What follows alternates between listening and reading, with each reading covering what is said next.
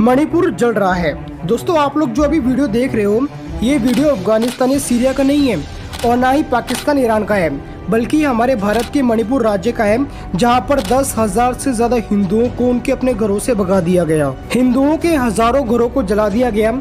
एक पूरा का पूरा हिंदू गांव को जलाकर राख कर दिया गया। यहाँ के स्थानीय लोगों के मुताबिक अभी तक 250 से ज्यादा लोगों को मारा जा चुका है, जिनमें 2 IRS ऑफिसर भी शामिल थे, जिनको उनके घर में घुसकर गोलियों से भून दिया गया। मैरी कॉम, हमारी बॉक्सर चैंपियन, ने मणिपुर की इस हालत को देखते हुए PM नरेंद्र मोदी जी से मदद मांगी है।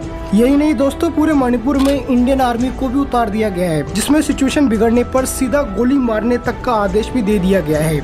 इस कदर मणिपुर में हालत बिगड़ चुके हैं। तो बड़ा सवाल तो ये आता है कि आखिर मणिपुर में ये सब कुछ कैसे हो गया और क्यों हो गया और इसके पीछे के क्या कारण थे। वेल दोस्तों, इन्हीं सब चीज़ों के बारे में हम आज की इस वीडियो में डिटेल में जानेंगे। तो दोस्तों बने रहिए वीडियो के अंत तक। अब दोस्तों इस पूरे मामले को समझने के लिए आपको मणिपुर में जो जनजातियाँ रहती है उनके बारे में जानना होगा। मणिपुर नॉर्थ ईस्ट इंडिया का एक छोटा सा स्टेट, जिसकी बॉर्डर म्यांमार से लगती है। दोस्तों मणिपुर में 3 जनजातियाँ रहती है, जिसमें मेती समुदाय जो कि हिंदू है और इनकी पूरे मणिपुर में पॉपुलेशन 51% है। वहीं दूसरे नंबर पर कुकी जनजाति आती है, जो कि ईसाई धर्म को मानती है और इनकी पॉपुलेशन 25% है।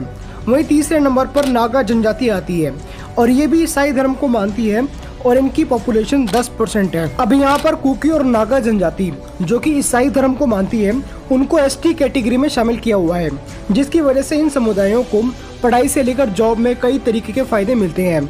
यहाँ तक कि दोनों समुदाय पूरे मणिपुर में कहीं पर भी जमीन को खरीद कर वहाँ पर रह सकते हैं।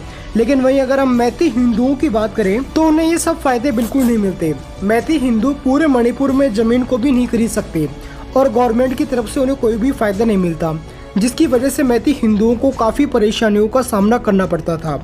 इसके लिए मैती हिंदुओं ने मणिपुर हाईकोर्ट में एक पिटीशन को डाला और बोला कि मैती हिंदुओं को ST कैटेगरी में ऐड किया जाए, जिसके बाद हाईकोर्ट ने इस पूरे मामले की सुनवाई की और मैती हिंदुओं को ST कैटेगरी में शामिल करने का आदेश दे दिया। लेकिन हाईकोर्ट के इस फैसले से कुकी और नागा समुदाय के लोग भड़क गए और हाईकोर्ट के इस फैसले का विरोध करने लगे।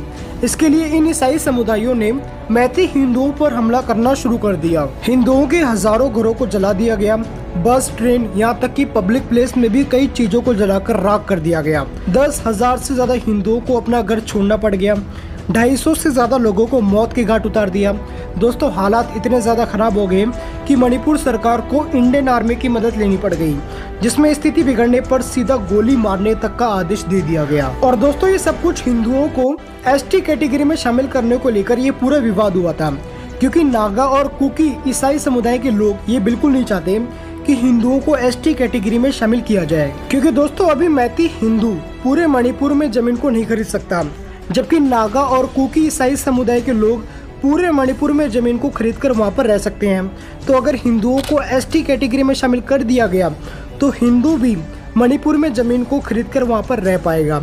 और दोस्तों कुकी और नागा ईसाई समुदाय के लोग ऐसा बिल्कुल नहीं चाहते, क्योंकि ये लोग तो पूरे मणिपुर को एक ईसाई राज्य बनाना चाहते हैं। दोस्तों आज मणिपुर में हिंदू और ईसाइयों की पॉपुलेशन बराबर हो चुकी है। आज मणिपुर में हिंदू और ईसाई दोनों की पॉपुलेशन 41% है और आने वाले समय में मणिपुर में ईसाई समुदाय के लोग सबसे ज्यादा होंगे। लेकिन अब बड़ा सवाल तो ये आता है कि आखिर मणिपुर में इतने ईसाई कैसे हो गए। तो दोस्तों ये सब कुछ जवाहरलाल नेहरू के वेरिन एल्विन के साथ एक समझौते के तहत किया गया था, जिसमें पूरे नॉर्थ ईस्ट इंडिया में हिंदू साधुओं के घुसने पर पाबंदी लगा दी थी और ईसाई मिशनरियों को यहाँ पर बसा दिया था। और दोस्तों ये भारत की आज़ादी के बाद किया गया था, जिसकी वजह से आज पूरे नॉर्थ ईस्ट इंडिया में ईसाइयों की जनसंख्या हिंदुओं से ज्यादा हो चुकी है और हिंदू इन सभी राज्यों में अल्पसंख्यक हो चुके हैं। और दोस्तों ये सब कुछ जवाहरलाल नेहरू के एक समझौते के तहत किया गया था। तो दोस्तों ये था पूरा मामला। अब दोस्तों इस पूरे मामले को लेकर अब आप लोगों की क्या राय है, हमें नीचे कमेंट सेक्शन में जरूर बताना। और अगर आपको वीडियो पसंद आई हो तो वीडियो को लाइक कीजिए और अगर आप चैनल पे नए हो तो चैनल को सब्सक्राइब कीजिए।